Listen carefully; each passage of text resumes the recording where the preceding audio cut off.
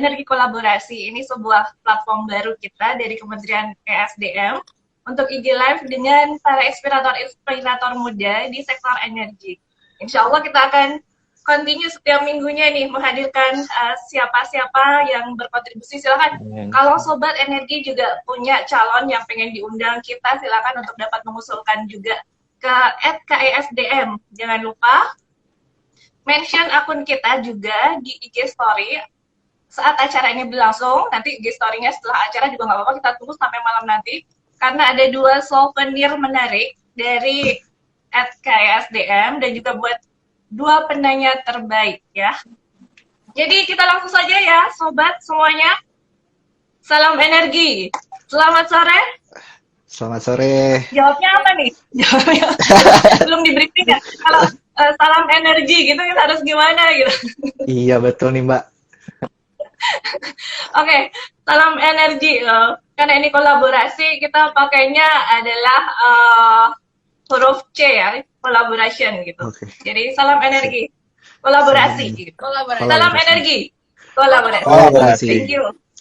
Thank you Mbak. Mantap.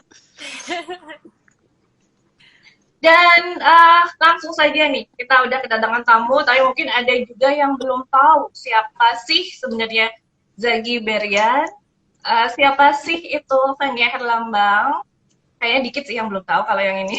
Kemudian ada juga yang belum tahu Mas Ariana Sumanto. Kita akan perkenalan diri dulu ya, satu-satu mulai dari Zaggy Berlian. Coba kenali siapa Anda, posisi sekarang saat ini apa, dan apa yang sudah dilakukan bagi sektor energi terbarukan Indonesia. Oke, jadi perkenalkan Mbak, Mas Ari, Kavania, dan teman-teman semuanya Sobat Energi, nama saya Zaggy Akana Berlian. Saya alumni Teknik Mesin ITB 2016, baru lulus tahun kemarin. Jadi saya pendiri dari Society of Renewable Energy, waktu itu saya dirikan saat saya masih tingkat 3. Dan sekarang kontribusi SRE itu apa untuk Indonesia? Mungkin sudah banyak awareness yang kita bangun dan kita sudah berhasil membangun sebuah produk nyata di Kabupaten Garut, dan kita akan terus konsisten menyebarkan awareness dan menciptakan produk-produk dari mahasiswa. Gitu aja kali Mbak dari aku. Di Kabupaten Garut itu ngapain sih tadi? Belum dari Kabupaten Garut, tapi ngapain di sana itu? Oh, di Kabupaten Garut kita buat wind turbine, small wind turbine karya anak-anak sih gitu. Bikin 350 watt. Oh, lumayan itu. Iya, 14,5 meter tingginya. Luar biasa ya. Lanjut kita ke Fania Herlambang. Silakan untuk memperkenalkan diri Mbak Cantik. Halo. Silakan agak lama nggak apa-apa ya. Agak lama kalau bisa 45 menit Mbak Fania semua.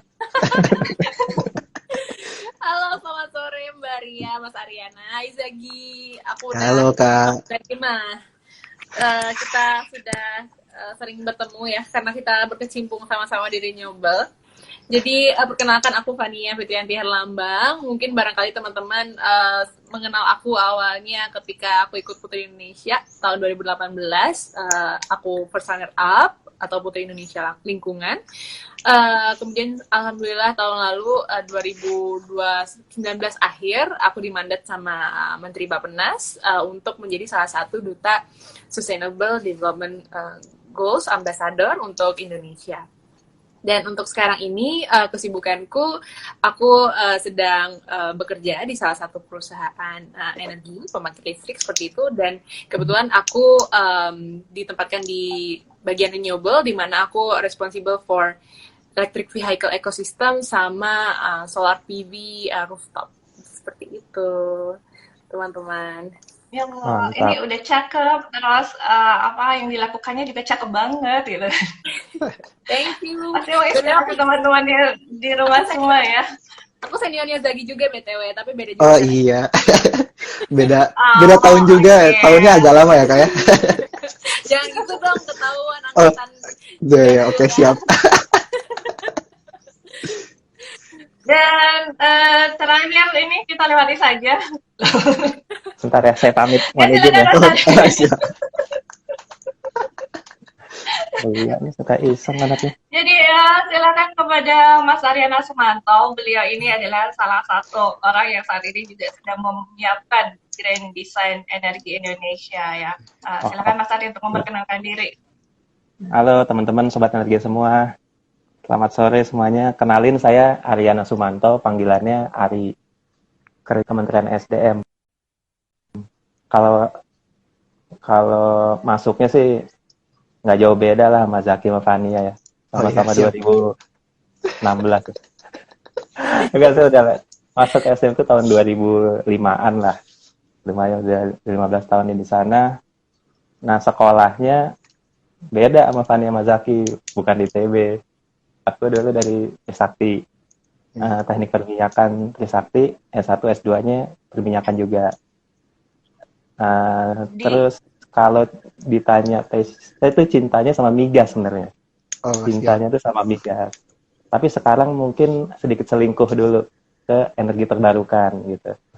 Ya, tapi kan kadang-kadang kalau selingkuh kadang-kadang suka balik lagi ke dunianya, ke migasnya lagi. Tapi sekarang kita coba untuk moving forward untuk ke renewable energy. Kurang lebih kayak gitu sih. Karena mungkin yang baru lebih... Halo Mas. Mungkin yang baru itu lebih menarik dan yang baru itu lebih memberi tantangan ya Mas? Terus terang saya nggak mau terlalu jawab, tapi memang bedanya energi fosil sama EBT itu memang kayak yang lama sama yang baru. Kalau yang baru kan biasanya tuh lebih mahal kan ya. Kan kalau selingkuh kayak yang baru biasanya lebih mahal gitu. Oh gitu ya Mas. Energi terbarukan kan juga lebih mahal, tanya Zaki gitu. Iya. Market listrik EBT 1 kWh-nya berapa? Bisa 15, bisa 12 sen sendiri kan kalau energi fosil. Ya lebih murah kali ya. Ya kurang lebih gitu lah, nggak bercanda aja. Canda-canda gitu. Oke, Mas Ari ini memang ini ya, walaupun tampangnya masih seusia kita yang ada di sini bertiga, itu Mas Ari sebenarnya senior banget di SDM gitu. Bahkan sampai dulu yang menemukan batuan geologi juga Mas Ari gitu. Yang itu manusia purba. Pertama juga Mas Ari. Itu manusia purba bukan? Saya tidak setua itu, Mbak. Maaf.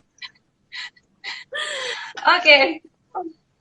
Salam dari anak IPC, kemudian juga tadi ada dari Larantuka luar biasa, dari Desa Cikahuripan, kemudian tadi ada berbagai macam, ini luar biasa ya, banyak banget, aku scrollnya juga susah karena ada 100 lebih teman yang ikutan di sini, dan kita akan langsung saja masuk ngobrol-ngobrol satu persatu untuk lebih dalam kenal sama inspirator kita kali ini. Yang pertama mungkin yang paling muda di sini sama Zaki dulu ya. Nah, aku penasaran nih, kita dari SDM juga gitu. Awalnya kok apa ini SRE gitu ya, ketika kemudian aktif dan begitu hype di sekitar setahun 2 tahun terakhir ini, namanya langsung gede gitu di Indonesia ini. Nah, apa sih sebenarnya yang menginspirasi Zaki sendiri untuk bikin komunitas SRE ini? Ya, jadi dulu itu waktu pas aku tingkat 3, karena kan dari teknik mesin kita belajar konversi energi ya Mbak ya. Jadi ketika aku belajar konversi energi, seneng sama konversi energi, lalu mencari wadah nih buat nge-explore lagi lebih jauh gitu kan, organisasi mana yang bisa mewadahi itu. Tapi ternyata saat itu belum ada Mbak untuk level mahasiswa, adanya itu untuk level S2 dan juga praktisi dan lain sebagainya gitu kan. Akhirnya waktu itu coba mencari kira-kira kalau afiliasi sama organisasi luar apakah bisa atau enggak. Ternyata bisa Mbak, tapi pas dicocokkan visi misinya itu untuk keadaan Indonesia saat itu kayaknya masih belum necessary kita afiliasi sama yang orang luar itu gitu kan. Akhirnya kita cobalah, kenapa nggak kita bangun aja nih produk Indonesia gitu kan. Tapi kenapa kok namanya bahasa Inggris? Karena behavior dari anak-anak mahasiswa itu kalau misalkan join sama organisasi yang bahasa Inggris gitu kan Mbak, itu lebih wah keren nih gitu kan dan lain sebagainya gitu kan. Tapi kalau diartikan ke organisasi biasa kan sama aja kan, kurang lebih kayak gitu. Jadi dari nama juga itu berpengaruh waktu itu kan. Lalu membangun SRI itu kan saat tingkat 3 belum punya knowledge yang lebih jauh gitu. Akhirnya kita minta bantuan sama profesor-profesor yang ada di kampus, terutama sama profesor dari teknik mesin dan juga profesor minyak yang sekarang ada di Dirjen sebelah gitu kan, dari ITB juga. Beliau-beliau ini menyadari bahwa energi terbarukan memang harus dimulai dari anak-anak mahasiswa gitu kan. Nah dari situ aku pingin coba memberikan sebuah sama rata gitu Mbak antara orang-orang yang mau ngambil pelajaran apa namanya renewable energy itu nggak usah ngambil SKS gitu kan, bisa dapat dari SRE kurang lebih kayak gitu. Akhirnya kita di SRE itu ada beberapa program, salah satunya itu kita mendevelop anak-anak biar kenal EBT. Dengan program kenal EBT kita kasih semua mereka knowledge di bidang renewable energy gitu kan. Nah yang paling menariknya itu yang kita dorong buat memberikan itu adalah mahasiswa itu sendiri yang tingkat akhir, sehingga orang-orang itu ada diskusi dua arah gitu kan. Nah di situ yang menjadi added value ketika mereka itu masuk SRE, baik itu yang di bagian member ya, baik itu yang dari sisi panitianya, kurang lebih seperti itu. Nah dari situ hype-nya itu ada karena mereka itu ingin sharing satu sama lain gitu kan. Akhirnya ya udah kita cobakan sebuah gerakan yang lebih besar lagi dan kita cobakan lagi untuk sounding ke tempat-tempat lain. Ternyata tempat lain juga membutuhkan. Kurang lebih seperti itu sih cikal bakal dari SRE. Oke, jadi semua bisa bergabung ya teman-teman mahasiswa gitu. Kalau Betul. gimana kalau kampusnya belum ada SRE di kampus itu gitu? Nah, itu sih Mbak yang kita coba berikan itu semua kampus bisa join, baik itu PTN dan juga PTS. Kita nggak pilih-pilih kasih gitu kan. Itu gampang juga caranya, mereka tinggal kontak salah satu SRE lalu diarahkan ke satu orang gitu kan. Dari satu orang itu dibina agar mereka itu siap buat masuk membangun SRE di tempatnya. Kita kasih mereka silabusnya, kita kasih mereka dasar-dasar dan lain sebagainya, kita coaching mereka sampai akhirnya mereka berhasil settle gitu kan. Lalu kita coba dorong buat mengadakan grand launching gitu kan. Kalau kita itu kemarin ada SRE yang dibentuk di tempat-tempat mana, kita selalu gaungkan ke masyarakat umum, ada grand launching lagi gitu kan. Tahun lalu kita 2 kali grand launching, bulan September, itu ada Kavania juga sebagai moderator kan waktu itu. Dan yang kedua itu kemarin langsung kerjasama sama EBTKE gitu kan. Jadi waktu pas Pak Dadan baru masuk, Pak Dirjen yang baru gitu kan, akhirnya udah kita kolaborasi deh katanya gitu kan. Oke deh di situ gitu kan, antusiasmenya lumayan besar dan itu yang menjadikan SRE diminati sama mahasiswa-mahasiswa di berbagai daerah, kurang lebih kayak gitu Mbak. Berarti nggak harus datang kan ya masuknya? Nggak harus gitu, nggak harus, kita bisa lewat online kok, tenang aja. Masalahnya foundernya ganteng gitu kan, dan itu banyak banget yang bilang ke gue, nggak hanya cewek ya, cowok pun bahkan, oh itu role model aku banget loh kak gitu. Kaza gitu role model. hanya cewek yang bilang kayak gitu, cowok pun juga bilang. Aduh. Oke, nah katanya nih tahun ini juga bakal ada acara seru lagi ya, yang nggak Betul. hanya levelnya nasional, tapi juga levelnya internasional. Nah itu bisa diceritain nggak acaranya apa, undangnya siapa aja dan Jadi International Youth Summit itu adalah lanjutan program kita yang tahun lalu, Mbak. Tahun lalu kita berhasil bikin National Youth Summit. Terus kita udah banyak juga sekarang, udah mau lebih dari 30 nantinya. Kita berpikir bahwa nasional itu kayaknya kita udah pernah, akhirnya kita scale up ke internasional gitu kan. Jadi kita mau mendorong juga teman-teman semua bagaimana caranya kita bisa membuat suatu program dari Indonesia yang skalanya itu internasional dan mendorong mereka juga untuk bisa komunikasi lewat bahasa Inggris dan lain-lain sebagainya. Sehingga nanti kita rancang itu di bulan Agustus, ada beberapa macam program, ada high level webinar, ada conference program, jadi kita daftarkan itu dalam bentuk proceeding Mbak. Terus yang kedua kita bakal ada hackathon, kita bakal incubation seperti itu, startup, dan juga kita juga akan mendorong semacam ada business case, dan nanti kita akan ada pre-event. Pre-eventnya itu kita anak-anak SRE bakal bikin penelitian yang udah kerjasama dengan berbagai macam partner sekarang, jadi anak SRE itu didorong buat bisa riset gitu kan. Jadi terus kita juga mau development yang di Garut, kita bikin agri photovoltaik Mbak. Agri photovoltaik itu di Garut crowdfunding kita sendiri, urunan gitu kan, anak-anak SRE. Nanti kita bikin desainnya itu 3 meter buat skala 3 kilowatt peak.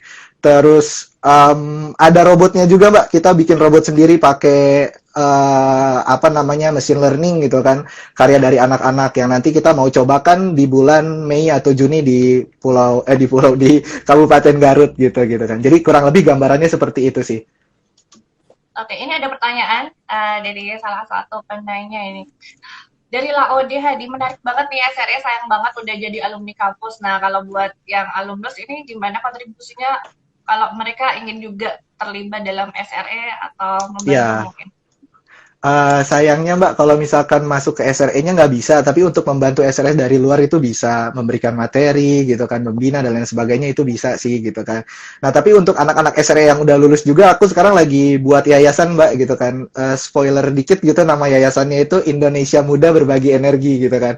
Nah, itu anak-anak SRE yang udah lulus itu bisa diwadahkan di situ. Jadi mereka setelah lulus mau bantu anak SRE, ada wadahnya lagi gitu. Jadi kurang lebih seperti itu.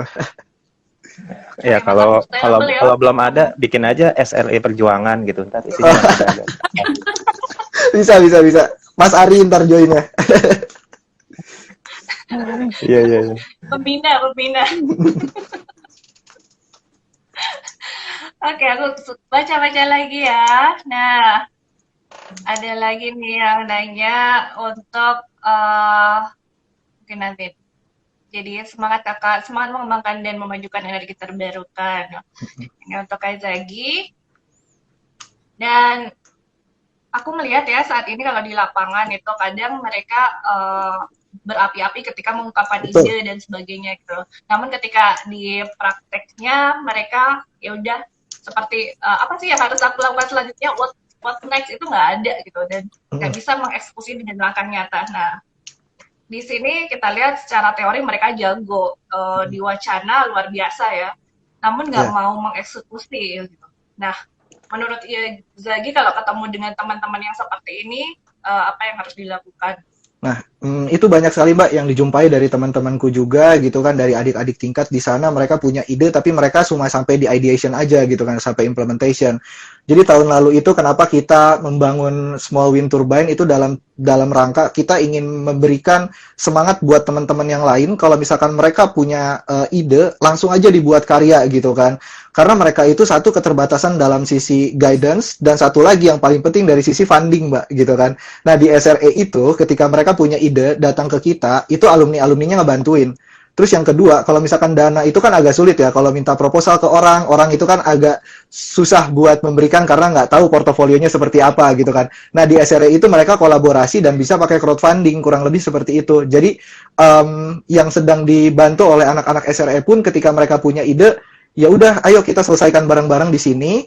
Masalah dana kita bisa cari bareng-bareng sehingga kita bisa menepis anggapan-anggapan ke orang kalau misalkan mahasiswa itu udah sampai di ideation, cuma sampai di ideation aja gitu kan.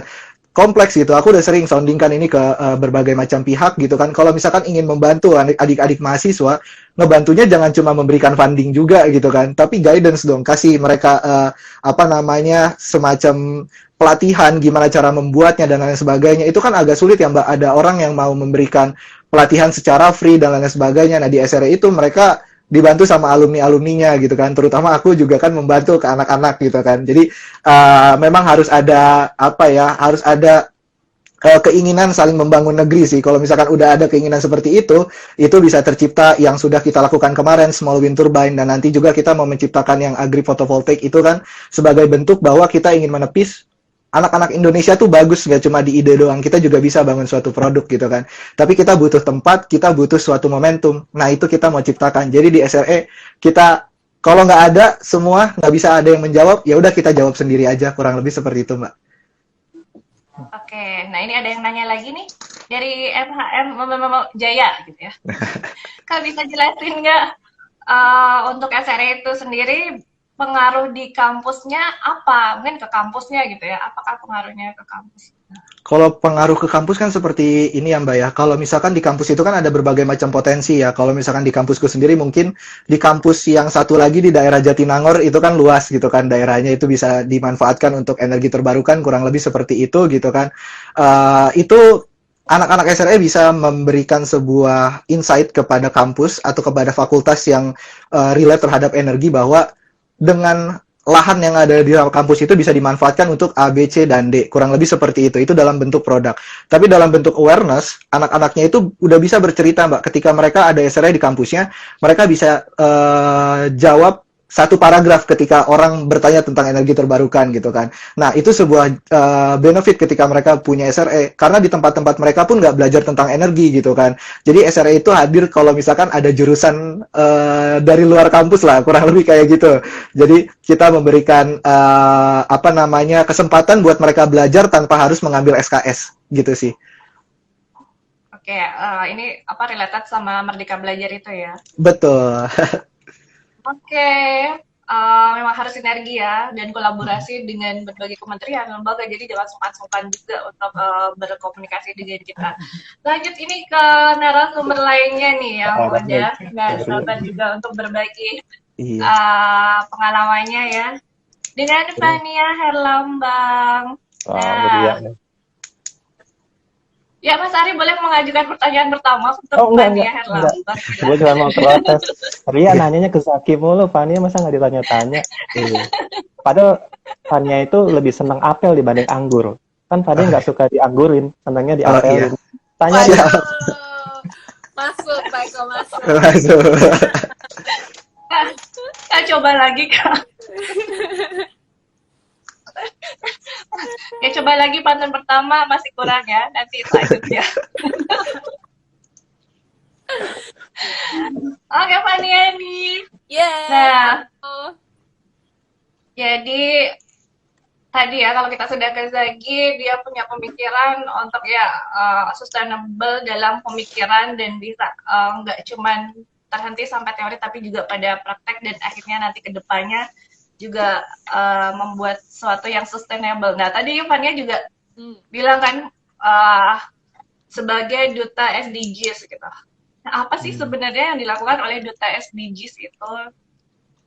Jadi kalau ditanya duta SDGs itu sebenarnya ngapain sih? Tapi kita tarik ke belakang dulu karena sebenarnya nih masih banyak yang udah sering mungkin dengar kata SDGs ya, kayak familiar gitu atau sustainability lah, udah sering tuh. Apa tuh sustainability berkelanjutan? And then so what gitu. Banyak yang ibaratnya dengar kata berkelanjutan atau sustainable itu masuk kiri keluar kanannya nggak sih, kayak saking banyaknya di mana-mana istilah itu, jadi kita somehow kalau aku melihat nih di masyarakat jadi kehilangan maknanya gitu. Kayak sebenarnya apa sih berkelanjutan ini? Berkelanjutan itu adalah ketika kita melakukan sesuatu apa namanya untuk kegiatan kita sehari-hari, tapi kita tidak mengabaikan faktor-faktor lain, misalnya lingkungan ataupun sosial, sehingga apa yang kita jalani itu, apa yang kita miliki sekarang yang ada di bumi ini bisa long last, nggak hanya buat sekarang, kemakmuran kita sekarang, tapi juga buat kedepannya, buat anak cucu kita nanti. Jadi aku mencoba memahami definisi itu untuk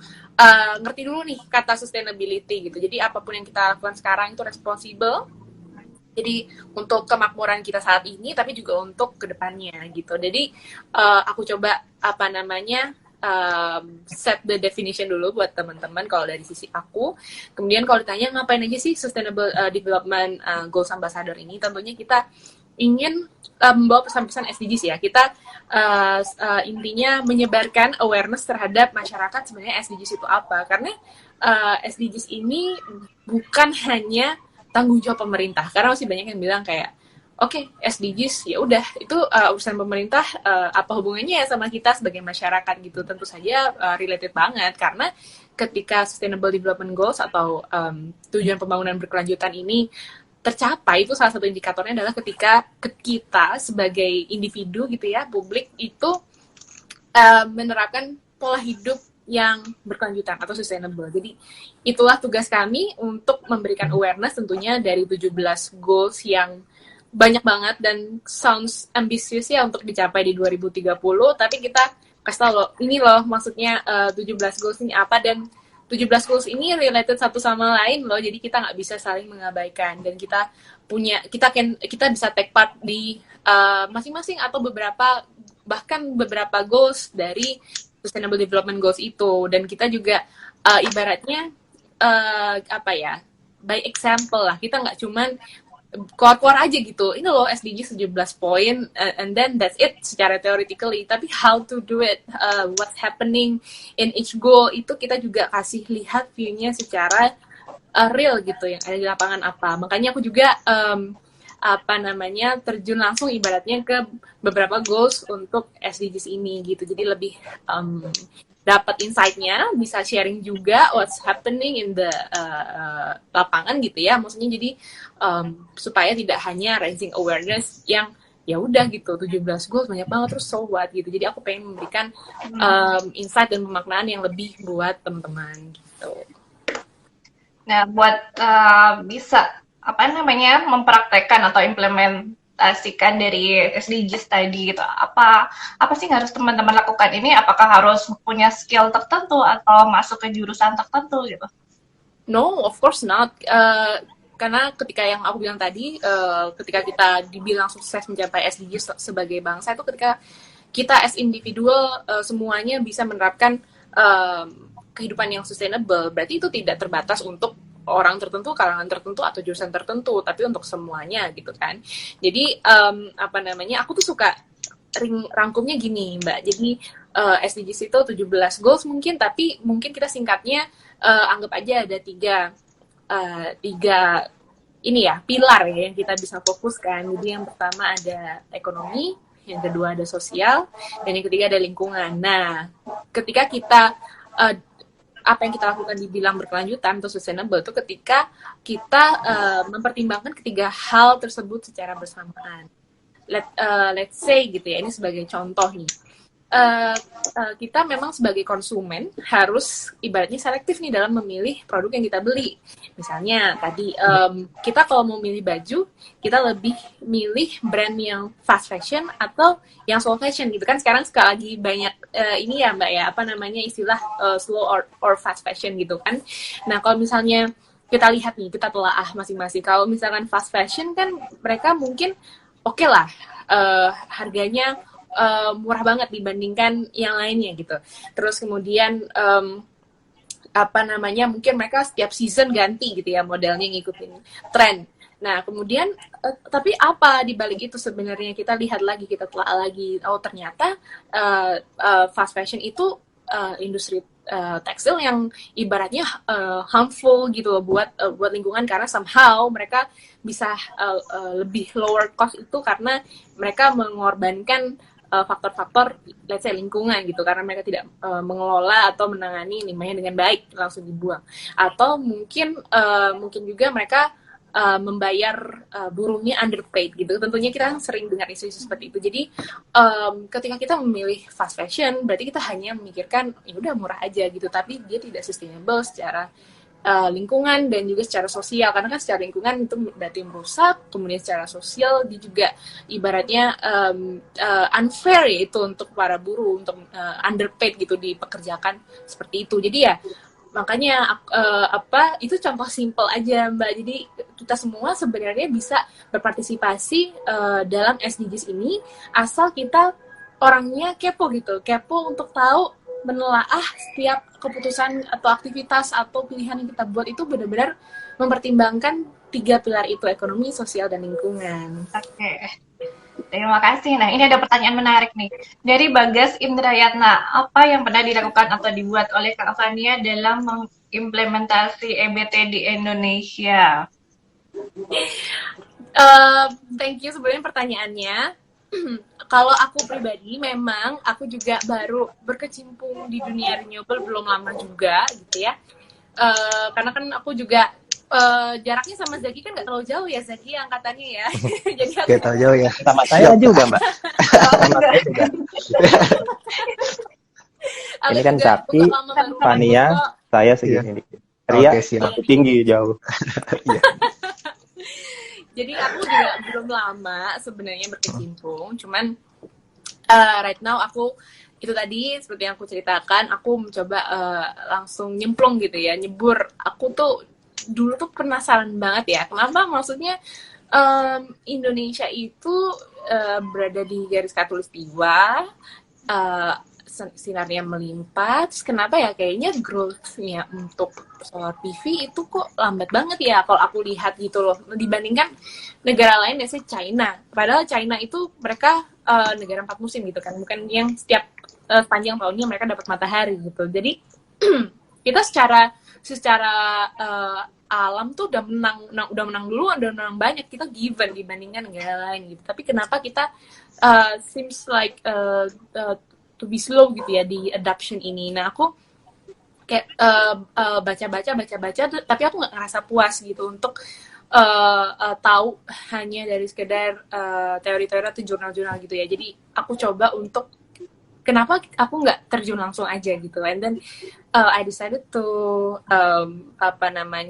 to apply myself gitu ya untuk to be a part of a company that's moving toward kayak energi terbarukan gitu, dan aku memang ditempatkan di bagian renewable seperti itu. Dan kalau misalnya sekarang apa yang sudah diperbuat gitu ya, karena tentunya proyek energi terbarukan itu tidak bisa terjadi dalam waktu yang singkat gitu ya, waktu nanti setahun 2 tahun, I think not that short gitu. Jadi sekarang ongoing progress.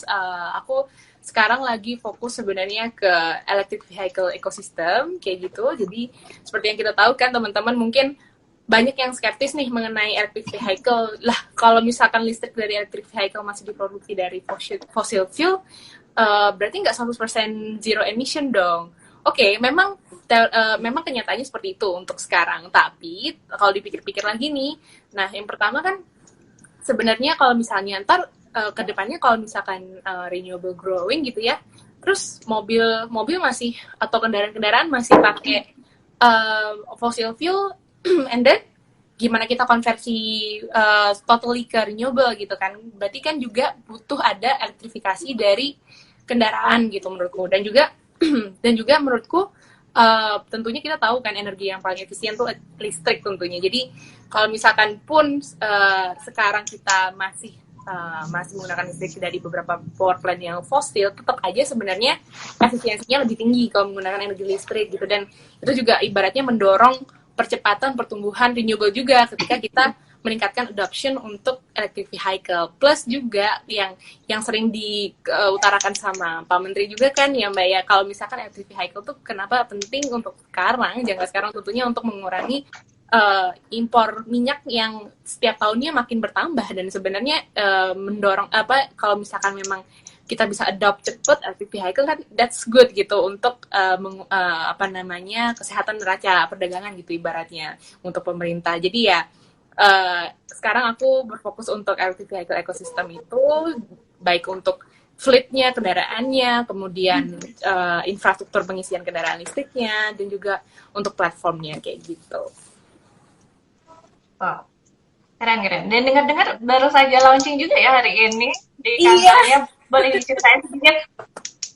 Bener banget teman-teman. Jadi ini sebenarnya masih muka teler nih karena habis launching juga tadi pagi. Jadi perusahaan kami habis melaunching electric vehicle ecosystem gitu ya, dimana kita emang komit untuk mengembangkan ini karena memang sudah ada regulasinya dari Kementerian SDM Permen 13 tahun 2020 itu ya, mengenai infrastruktur pengisian kendaraan listrik. Sudah disupport juga dengan PLN. Seperti yang kita tahu kan PLN juga udah growing beberapa charging station kan terutama di Jakarta dan di Indonesia gitu. Nah, jadi kita di sini tadi pagi acara launchingnya ya kita memperkenalkan bahwa ini loh kita juga masuk ke ranah electric vehicle ecosystem kayak gitu. Oke. Jadi itu tadi ya cerita hubungan SDGs, Fania, SDGs dan juga electric vehicle.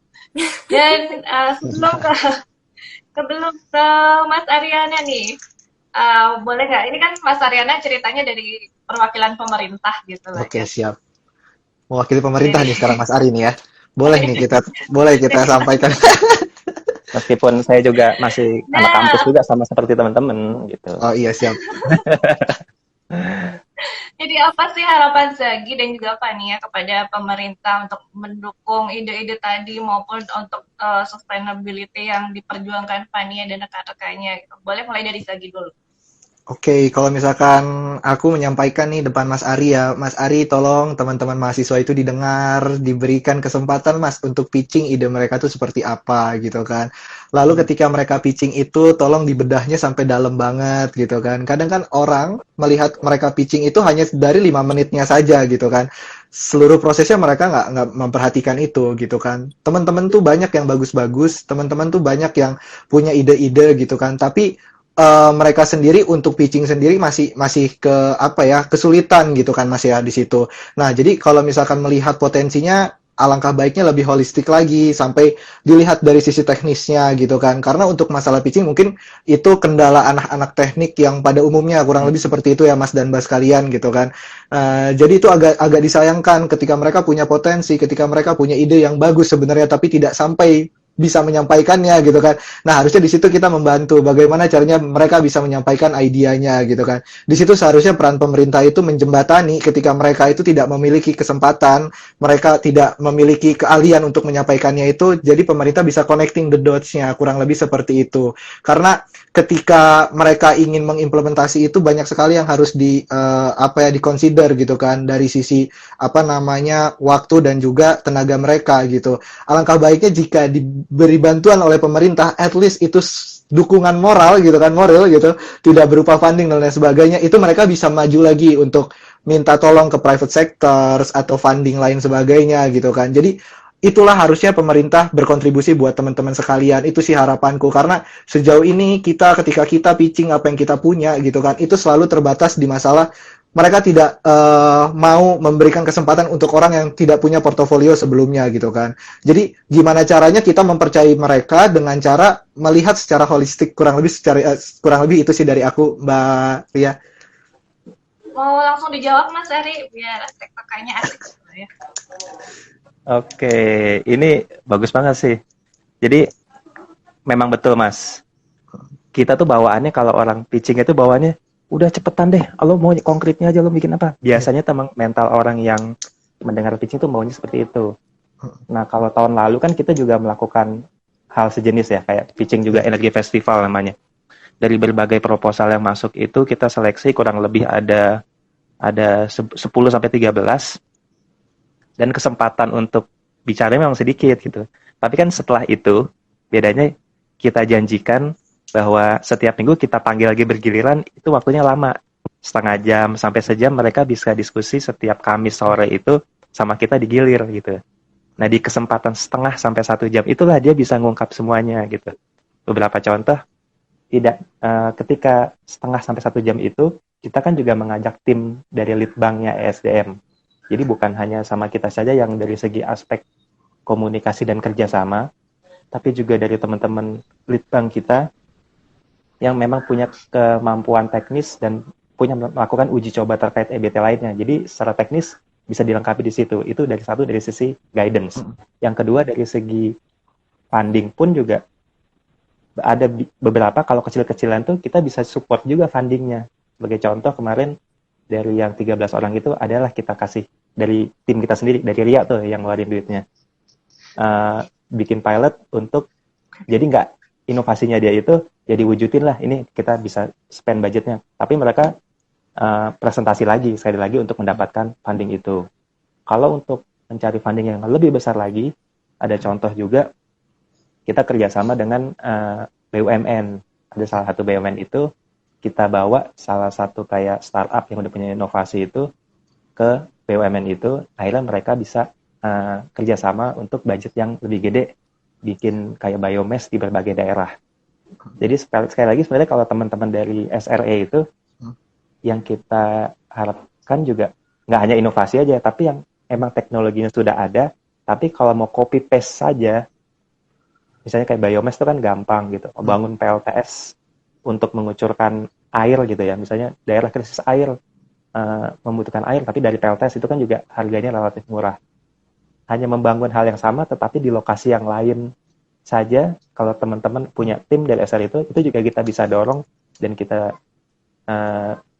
bisa kasih guidance-nya juga. Dan syukur-syukur nanti kalau memang dia sudah meyakinkan, kita pertemukan dengan badan usaha atau kita sendiri yang bisa menyiapkan pembiayaannya. Itu sih, makasih banget Mas. Terus terang kita juga kalau dari timnya Mas Jaki gitu ngedorong seperti ini, WA terus aja Ria atau saya gitu, Mas ayo ketemuan ke bawah, saya bikin Mas. Itu menurut saya malah membuat juga, oh iya, kebetulan Ria itu juga orangnya senang mengayomi gitu, apalagi kayak Mas Zaki seneng dia. Kalau Mas Zaki nggak WA aja, mungkin Ria nanti di sini WA Mas Zaki sendiri dia terlalu semangat. Siap Mas. Iya, iya. Nanti habis ini saya sering-sering WA Mbak Ria buat kasih apa namanya hal yang tadi Mas sampaikan. Hmm. Bawa aja beberapa Baiklah. tim bergiliran, nanti kita dorong kok. Ya. Ya. Selanjutnya dari Yovania boleh, sama ya harapannya kepada pemerintah ini seperti apa? Wah, harapannya banyak banget, Mbak. Karena jujur aja, ternyata tadi kan aku bilang kan, aku curious kenapa kayak misalnya adopsi solar PV itu lambat. Padahal secara nature kita menang gitu ya, secara kita sepanjang tahun disinari matahari. Dan mungkin sekarang aku kebagiannya di lebih fokus di electric vehicle gitu ya. Tapi aku juga, maksudnya dunia renewable tuh kan ya obrolannya itu lagi kan. Jadi kita juga sama-sama tahu, dan aku kebetulan juga ada ngerjain untuk solar PV juga. Jadi memang kita apa ya, ibaratnya ekosistemnya ini masih baru karena industrinya tergolong baru ketimbang fosil ya tentu saja, dan ekosistemnya masih baru, jadi banyak sekali mungkin kita mau minta tolong ke pemerintah untuk bisa mengkondusifkan lah ibaratnya ekosistem ini sebagai regulator gitu ya tentu saja. Dan di sini ibaratnya kan seperti yang tadi Mas Ariana sempat sebut bahwa memang masih mahal gitu ya cost per kilowattnya gitu untuk si renewable ini ketimbang sama yang fossil fuel gitu. Nah, memang tentu saja itu kan sebenarnya banyak sekali faktor-faktor penyebab di belakang itu kan kenapa cost per kilowatt hour-nya lebih mahal ketimbang itu, mungkin let's say dari bahan bakunya, kemudian itu tadi industrialisasi hilirnya seperti apa, kita juga masih perlu matangkan, kemudian untuk semacam fit in tarif itu juga salah satu concern juga, karena tentu saja kita ibaratnya sebagai kalau misalnya perusahaanku sebagai investor untuk mengembangkan pembangkit listrik tenaga renewable gitu ya, kita tentunya butuh ada return juga tentunya. Jadi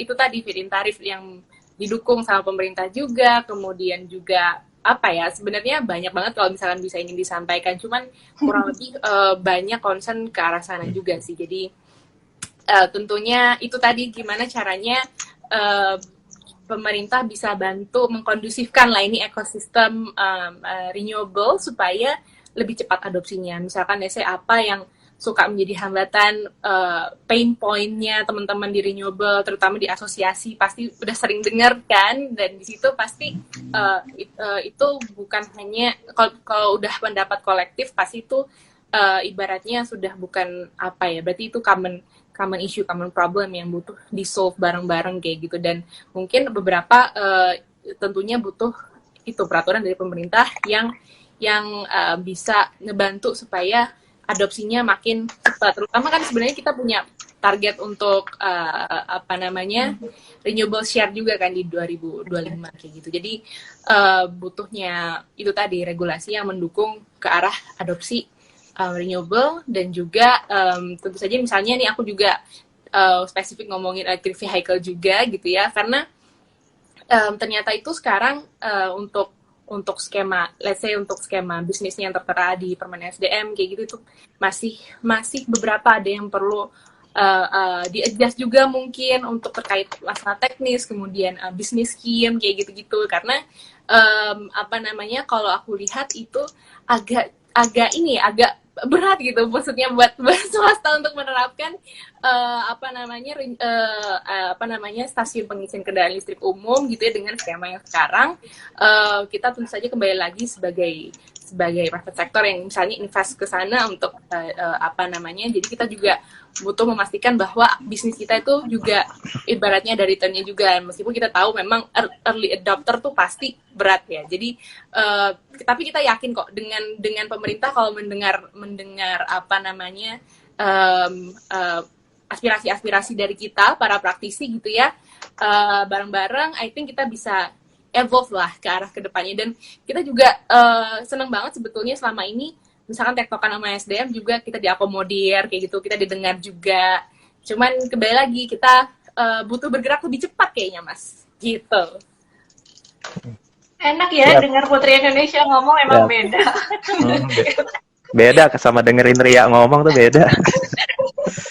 Jadi enak gitu ngedengernya. Oh. Silakan Mas Ari, langsung Kalau dijawab. kalau saya melanjutkan yang disampaikan Fania, kalau pemerintahnya diisi sama orang-orang yang juga mindsetnya mau migrasi dari migas ke renewable energy, itu saya yakin nanti akan lebih cepat lagi progresnya, termasuk dirinya Pak Dadan kan Mas Jaki suka ketemu, itu juga bagus. Apalagi melanjutin nih, tadi dibilang Mbak Fania, kalau teman-teman yang masih muda semua yang nonton ini, kalau ingin tergerak ikut membantu pemerintah atau membantu Indonesia untuk mempercepat renewable energy, ditetapkan dulu tujuannya dari 17 sustainable goal ini. Kalau saya sih sudah menetapkan nih itu. Siap. Sekali Nomor 7 udah disiapkan ternyata. energi. Tujuh. Jadi orang kan kalau mau maju harus tahu dulu tujuannya, saya mau ngapa ya. Oh, saya mau jadi agen energi bersih tuh. Nah, sekarang saya mau sharing sedikit, ada empat kelompok profesi bagi pecinta EBT gitu, pecinta EBT. Yang pertama dulu nih, itu kelompok pelaku bisnis. Pelaku bisnis itu yang pemilik perusahaan maupun orang-orang yang bekerja di perusahaan EBT itu sendiri. Kelompok bisnis ini kan dia melakukan pembangunan pembangkit listrik, PLTS, PLTB, segala macam yang nanti secara komersil dijual ke PLN. Inti itu yang skalanya agak gede lah. Let's say misalnya 2 megawatt ke atas. Semua yang berkecimpung di situ adalah bagian dari praktisi itu gitu. Termasuk mungkin Mbak Fania menurut saya selain sebagai entusias tapi juga sebagai bagian dari pelaku bisnis itu, karena Persatu. ada di dalam situ. Berarti menurut saya kalau ditanya apa yang dilakukan Mbak Fania, Fania itu sudah menjadi bagian komponen dari nomor satu itu, bagian dari pelaku bisnis. Itu pertama. Tapi teman-teman yang masih muda, yang masih kuliah kan mungkin, oh saya belum saatnya ke sana. Kalau gitu saya apa dong? Itu balik lagi ke nomor 2. Selain pelaku bisnis satu, itu kelompok yang kedua itu bagian dari researcher atau peneliti, bagian dari akademisi. Nah, tugasnya itu yang bisa dilakukan adalah yang utama tuh membuat perhitungan, membuat proposal. Proposal yang isinya adalah membuat feasibility study. Jadi kita masih menghayal, kalau seandainya saya membangun pembangkit tenaga surya di daerah Manado gitu, itu kira-kira harganya berapa ya? Cek ke sana, oh luas lahannya segini, itu bisa dipasang dengan kurang lebih 1.500 watt saja, itu bisa memiliki berapa? Nah, dihitung aja itu kan secara sederhana bisa dihitung. Harganya pun kan juga di Tokopedia juga kalau saya lihat masang 1.000 watt solar rooftop juga harganya 18 juta gitu. Itu kan bisa dihitung. Jadi yang kedua itu adalah researcher, membuat suatu proposal yang isinya tuh aspek cost and keteknikan masalah EBT ya. Nanti proposal itulah yang bisa dikasih ke para pelaku usaha atau melalui kita cari pembiayaannya untuk diwujudkan. Jadi teman-teman mahasiswa tuh kalau belum nyampe ke kayak Fania di bisnisnya, ya researcher dulu gitu. Itu sangat berguna sekali gitu. Yang kalau misalnya, wah tapi kan saya bukan anak IPA, saya bukan orang teknik, saya orang sosial atau hukum, saya kayaknya ngitung capacity factor, keekonomian itu saya enggak deh. Kalau gitu bisa masuk ke kelompok yang ketiga. Kelompok ketiga itu adalah bagian dari entusias, kayak aktivis gitu. Nah kalau aktivis itu berarti tugasnya apa? Oh itu aja dong, kita sosialisasi di medsos kita doang. Kita ngajak orang hemat energi doang. Itu betul. Itu sangat betul. Itu tetap harus dilakukan. Dengan pengetahuan EBT yang energi terbarukan yang kita ketahui, kita publikasi itu sesuai kapasitasnya boleh. Tapi kalau mau naik lebih tinggi lagi sebagai aktivis, bisa juga melakukan ini nih. Misalnya, kenapa nggak jadi marketingnya perusahaan PLTS, solar rooftop gitu misalnya. Sekarang kan kita pelajari aja nih. Kalau buka di websitenya EBTKE kan ada list perusahaan solar rooftop nih. Nama perusahaan juga ada. Kenapa kita nggak bantuin mereka untuk jualan solar rooftop? Jadi kita jadi marketing aja. Datangin ke rumah atau ke suatu kelompok, mau nggak masang PLTS ini? Tapi pelajari dulu ya ilmunya gitu. Oh kalau masang solar rooftop, rumahnya kan 2.200 watt nih. Bagaimana kalau kita pasangin 1.000 watt aja? Nanti harganya sekian. Bantuin sebagai agen atau marketing untuk solar rooftop aja menurut gue tuh hal yang paling mudah dan kita bisa kerjakan sama-sama juga gitu.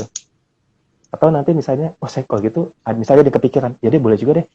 Nanti kita di unit kita, di unit komunikasi dan kerjasamanya SDM ini, bisa memfasilitasi juga teman-teman yang mau bergerak seperti itu ke lapangan langsung itu juga bisa juga dilakukan. Jadi itu ada 3 kelompok sebagai kelompok pelaku bisnis, kelompok researcher, sama kelompok entusias. Nah, kelompok keempat itu di sisi kita sebagai pembuat peraturan atau birokrat. Nah, ini lagi harapan yang tadi disampaikan itu betul sekali, masih banyak. Sebagai pembuat peraturan, apa sih sebenarnya yang kita lakukan? Yang kita lakukan itu adalah membuat suatu kebijakan yang bagus. Mas Ari, Yep. boleh ini bentar, ini kan waktunya udah mau habis nih Oh untuk iya, satu iya, jam iya. pertama. Aku takutnya tiba-tiba mati di tengah jalan. Kita Iya, sepakat iya. dulu nih mau lanjut atau mau kita udahan nih? Kayaknya masih seru sih. Iya. Sayang ya Nah, kalau udahan ya. kalau nggak lanjut minggu depan aja atau ketemu lagi Kita lanjut. hari berikutnya gitu. Bisa bikin part 2 Mas dan Mbak sekalian. Part 2. Nah, kita masih bisa bikin ya part 2 ya. Soal ini juga masih bahas ini karena masih banyak yang memang bisa dibahas. Tapi terakhir tadi Mas Ari, pemerintah tadi boleh agak diringkas dikit mungkin. Terakhir itu ya pemerintah itu yang kita lakukan, kita kan menampung berbagai usulan kebijakan kayak tadi Mbak Fania itu kan usulan kebijakan menurut saya supaya harga EBT yang mahal itu bisa diakomodir. Ya tentu itu peraturan presiden sedang diproses. Nah, sebentar lagi mudah-mudahan keluar. Yang kedua, selain menampung usulan kebijakan, yaitu menampung usulan kegiatan atau inovasi yang tadi disampaikan sama Mas Zaki. Usulan kegiatan itu seperti yang fasilitasi inovasi startup atau kebutuhan pendidikan dan pelatihan terkait EBT itu kita bisa fasilitasi dan itu bisa langsung sama Ria sama kita langsung gitu. Ya ada misalnya ada 3 startup gitu yang udah jalan yang lumayan bagus dan sudah jalan gitu. Kayak startup biomas, ada teman-teman di Yayasan Rumah Energi juga pernah bareng sama kita. Teman-teman di UGM dengan biomas juga itu pernah jalan sama kita juga ke lapangan langsung dan udah mulai bikin pelet biomasnya. Teman-teman ITS juga ada juga bikin aplikasi energi kolaborasi itu nanti bagus ya. Mungkin Mas Zaki sama Mbak Fania bisa tolong review. Kayak ada suatu platform energi kolaborasi, ntar kita review sama-sama, nanti ini kita bisa launching sama-sama kita nih. Ntar mungkin nggak usah dibahas di sini ya, setelah ini nanti kita diskusiin. Ini hasil inovasi dari teman-teman mahasiswa juga gitu. Ini nanti kita dorong, pokoknya kita pasti Dan akan dorong. anak SRE juga, anak SRE. SRE juga ya. Ya, gitu. Sama kalau butuh kebutuhan pendidikan terkait EBT, selain SRE juga pasti juga udah hebat-hebat lah dengan dosen-dosennya di sana, tapi kita juga siap support dengan tenaga litbangnya SDM juga. Mungkin itu dulu kali ya. Tadi antar nyambung Ya, lagi. waktu habis ternyata, Bapak Ibu sekalian ya. Nggak terasa kita akan closing dengan closing statement-nya dari masing-masing, mulai dari Mas Ariana dulu. Ya, kalau dari saya yang penting kan sustainable. Semoga persahabatan kita sama teman SDR ini sustainable seperti yang Mbak Fania sampaikan itu. Yang penting kumpulan orang-orang berkualitas itu akan membuat organisasi berkualitas dan menghasilkan suatu pembangunan yang berkualitas juga buat masyarakat. Oke, itulah mengapa kita pemerintah mau bersahabat dengan teman-teman semua. Semoga persahabatan kita sustainable. Itu dari saya. Makasih. Oke, dan Zagi. Terima kasih atas acara ini karena kita bisa menyampaikan kepada pemerintah sekalian gitu dan juga anak muda, kita penggerak yang masa depan Indonesia yang jauh lebih baik lagi gitu kan, karena kita sudah memulai pergerakan, harus kita jaga pergerakan ini dan kita terus kembangkan dan amplify agar menciptakan suatu terobosan yang lebih besar lagi. Kalau dari aku gitu. Oke, dan terakhir Fania. Kalau dari aku, mungkin pesan buat teman-teman semua, kembali lagi kalau misalnya kalian punya inisiatif yang keren gitu ya, atau ide yang keren, kemudian pengen merealisasikannya, mungkin butuh sedikit kenekatan agar semua itu bisa jadi sustainable. Oke, luar biasa. Kita berikan aplaus semua ya. Dan seperti kata Mas Ari tadi, semoga persahabatan kita di sini sustainable juga dengan sobat-sobat energi yang tetap mendukung bagi nanti capaian kita untuk menuju energi baru terbarukan. Karena mungkin apa yang kita lakukan sedikit, tapi sedikit yang dilakukan banyak orang akan berdampak besar. Dan saya Khairia Minergi, selamat sore, salam kolaborasi. Assalamualaikum warahmatullahi wabarakatuh. Waalaikumsalam warahmatullahi wabarakatuh. Terima kasih. Ya, makasih.